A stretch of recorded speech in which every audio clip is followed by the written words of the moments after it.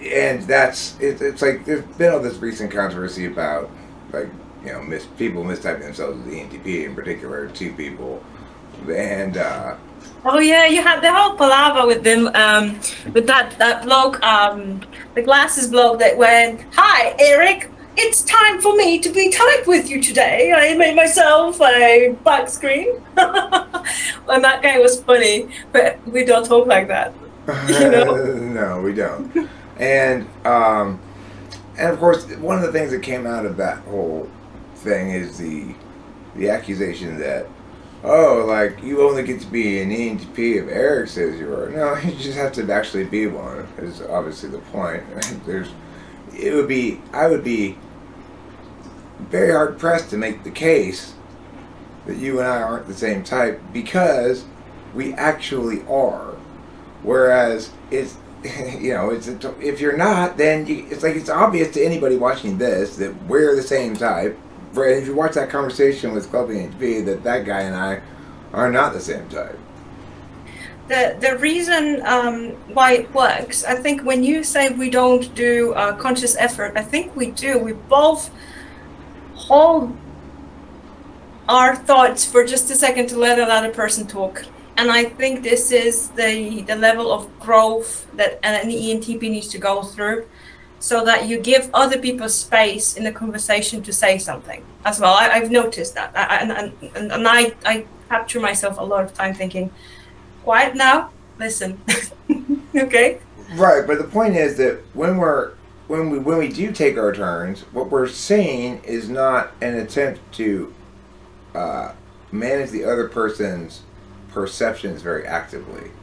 Oh, no, but no. In other words, we've done our FB required work, which is we haven't over monopolized the floor space in the conversation, and that's about all anybody can expect from us. If it's going to be a more positive exchange, it's going to be because there's a natural same pagery rather than effort to convince each other that we're cool, really. Yeah, true. I mean, it's not really on my, it depends what, I don't know what happened with the Club ENTP, because I was a bit busy recently, so I missed all that. But if it's anything similar to the... Blew up in very messy fashion. Oh, really? Yeah, so I don't think ENTPs want to leave on bad terms ever with anyone. And that is indicative to the way I have dealt with parting in relationships, work, even friendships where I felt like it's ran its course. I just felt like it's better to just say, you know what, it doesn't work, or I'm moving on. This isn't for me. But to blow something out of proportion and make enemies and villainize someone else and make myself look like a victim, that is so much FI shit drama. I would just not even, first of all, it's not on my radar because I'm already moving on to one. I can't even wait for a cup of tea to be microwaved. I ain't gonna have some personal crusade to go after someone. That's just not gonna happen. I have forgotten about you. You're not that important to me to have some sort of personal crusade. You haven't wronged me enough. But sometimes I'm forced to fight my corner when people particularly, but it's just not my default. And the way, like that woman, what's her name? Melissa talks? Miranda? Melissa, right.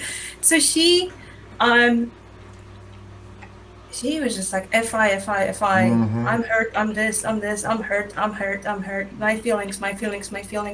I don't even use that language.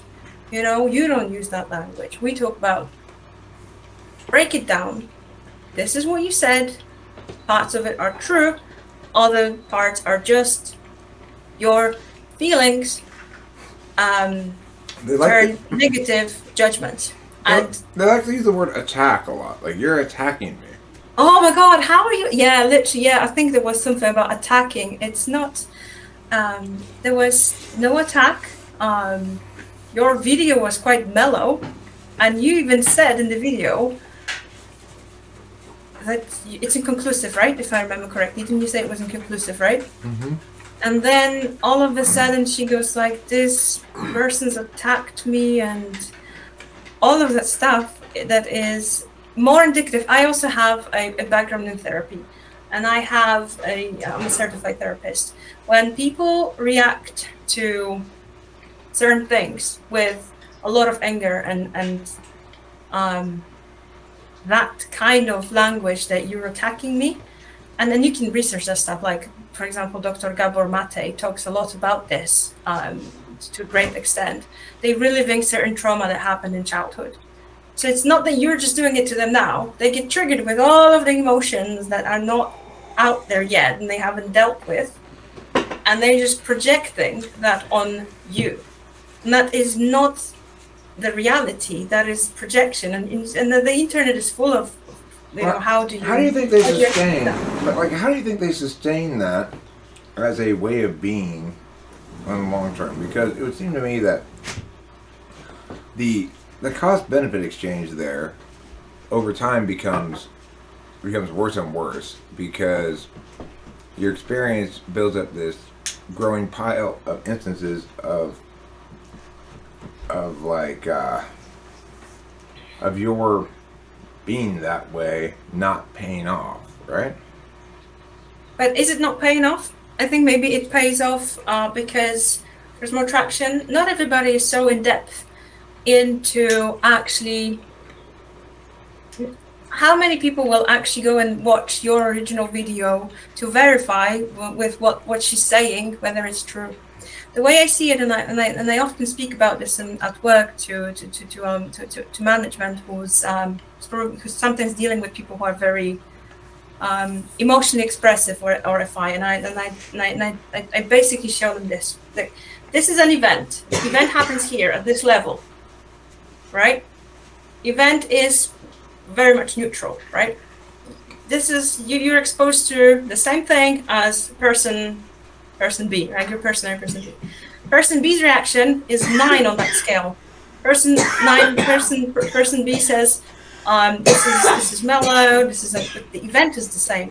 So what you observe after a while of interacting with people is a pattern of their escalation when certain things trigger them. I notice it time and time again with FI users, when at any point they feel fear triggered by inferiority, or fear triggered by challenge of status, they react with anger and they react with accusatory statements. I've seen it time and time again in business. I've seen it in personal relationships, and it's theirs. They're pushing it on you. It's narcissistic traits. Some people call it narcissistic trait. I'm not going to throw stuff on people, but do you think it's implicit to FI, or do you think it's implicit to I guess non-optimal function? Well, everybody has a FI, right? So it depends how deeply you get triggered, and of course, if you've been exposed to certain types of trauma, you'll be triggered much more. But I do think that FI users do get triggered easier because they find themselves angry and feeling helpless and probably fearful, and they translate it into this feeling of, well, I'm helpless, so I better attack, because I don't want to be feeling like I felt in childhood when I was potentially out of control, or I didn't feel that I could. No, I get what you're saying there about trauma linking to bad behavior, right? But I think you're additionally basically not explicitly saying, but suggesting that this bad behavior expresses via the channel of FI. But don't we get triggered too? Oh, we do. I mean, you have FI. You'll just get triggered in a slower way. You might have a different reaction. You might become passive aggressive. You might withdraw. That could be your reaction to it. Not everybody's reaction will be attack. But I do think that FI will project a victimized, why is it me? why is the world against me? And you have wronged me.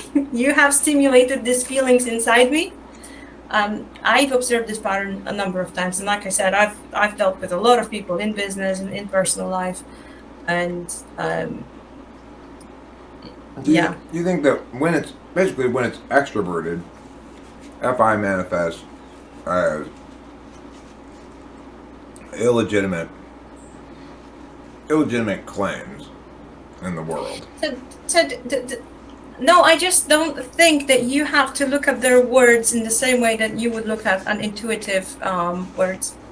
So if I am expressing to you, I'm at the moment really pissed off and angry, that's what I mean. An FI user will say, you pissed me off and you're victimizing me.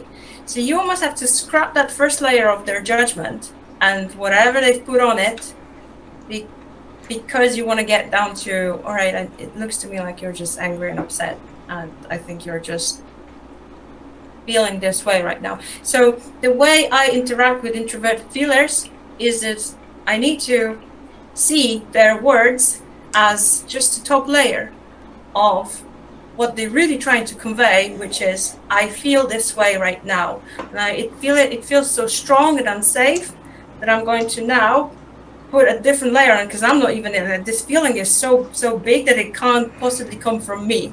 But isn't it sometimes perfectly correct to say that somebody else, person A, caused person B to feel badly? Nobody can force you to feel anything. No. Well, I didn't say force. I said caused. No, you can't be caused to feel. Your feeling comes from you. So who's to blame? Who's to blame for your sadness if a murderer kills your family? You? Yeah. No. Yes. No. Yeah. I got that as a Fi PoLR thing as I have ever heard anybody say. When a murderer kills your family, it is not the case that the murderer didn't cause you to feel bad. The murderer definitely caused you to feel bad. Pain. No, they cause you pain for sure. Yeah. Uh-huh. But how you? Okay, there is a level. Okay, I would agree that there is a level of suffering due to the cause, due to the loss of the individual. But this is like an indirect cause. Like I don't see. I'd say you made me do that is the one that we ought to shit on most of all. You made me feel is sometimes correct. Like I was in a relationship with a BPD person who was abusive, and her whole strategy was, in fact, to make me feel bad. It was how she went through the relationship. Okay, see what you mean. And so in the interest of the previous conversation, it's like, when that lady says, you made me do stuff because you said something, and then the choice is yours. So when I say about emotions, what I meant was how you express it rather than what you feel, and that's probably what I need to clarify. So, yeah, the person can trigger feelings within you, but the feelings will always come from you rather than from that. Like, if feeling originates within you, the trigger can be external. So a murderer killing someone from you is the trigger. The feeling is from within you. The reaction should be in your control. This is the exact split of what I'm trying to say. That's if you never genuinely hold anything precious. Because holding something precious is committing to the vulnerability of suffering at its loss. Yeah, but you're suffering because of the trigger, right? You don't just suffer. No, you're suffering because you've lost something precious to you. Whatever happened to it. So it's like, if I lost it, I lost something precious, I suffer a great deal, and I suffer the knowledge that, and it's my fault. If you steal something precious from me, I suffer the loss of it, and I suffer either the additional loss of the equilibrium of justice because the guy's still free, running free and got away with it, or I have the satisfaction of, but at least that guy didn't get away with it. Mm-hmm. Yeah, I need to think about this. But in terms of this example, I need to think about this. FI's tricky. I mean, I get you. FI in general is tricky. If you're, but the thing is, it's like the real challenge is in and for people to line up their attentional deficits with the right circumstances. Like to know I am attentionally deficient to deal with my situation. Like if the job was you have to pick the objects that you're going to choose to take with you in the case of a fire. What are the most important things? I'm not a good person to choose to pick that. It's like the only way I'm going to understand that is instrumentally. There's no sense of any physical object being precious enough to take because it's precious to me personally, nostalgically, really. It would have to be something I made. And even then, what would I choose if I only could take a limited number of things? And it's like, okay, this is somebody else do this job. You know? It's just I'm intentionally deficient at it. It's not going to be the case that I'm going to win a most considerate friend or most considerate partner award.